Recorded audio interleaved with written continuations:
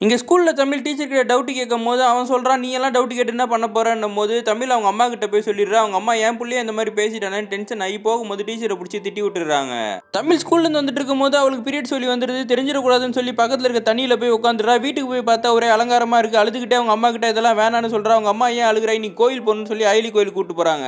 அயலி கோயில்ல ஊரே பொங்கல் வச்சிட்டு இருக்காங்க. சின்ன பசங்க எல்லாம் ஒரு வயசான பாட்டி கூப்பிட்டு உள்ள போக சொல்றாங்க. வயசுக்கு வந்தவங்க உள்ள வந்தா பிரச்சனைன்னு சொல்றாங்க. இதனால தமிழ் பயந்துகிட்டு வெளியே நிக்கிறா.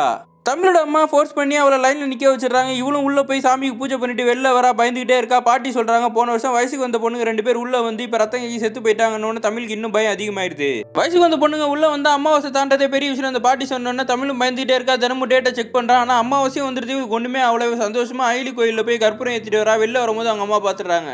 தமிழ் பைக்குள்ள வச்சிருக்க கந்த துணி அவங்க அம்மா பாத்துறாங்க. அவளை அடிச்சுட்டு அழுதுட்டு வீட்டுக்கு போய் நான் சொல்ல போறேன்னும் போது நான் கோயிலுக்குள்ள போனது சொல்லிடுவேன் தமிழ் சொன்னவனா அவங்க அம்மா பயந்துகிட்டு நிக்கிறாங்க. என்ன பண்றேன்னு தெரியாம தமிழை வீட்டுக்கு போய் யாருக்கும் தெரியாம சடங்கு மட்டும் பண்றாங்க. அப்ப தமிழ் சொல்றா, எனக்கு படிக்கணும்னு ஆசை, இந்த விஷயத்தை ஊருக்கு தெரியாம நீ தான் பாத்துக்கணும்னு அவங்க அம்மா முழிச்சுக்கிட்டு இருக்காங்க.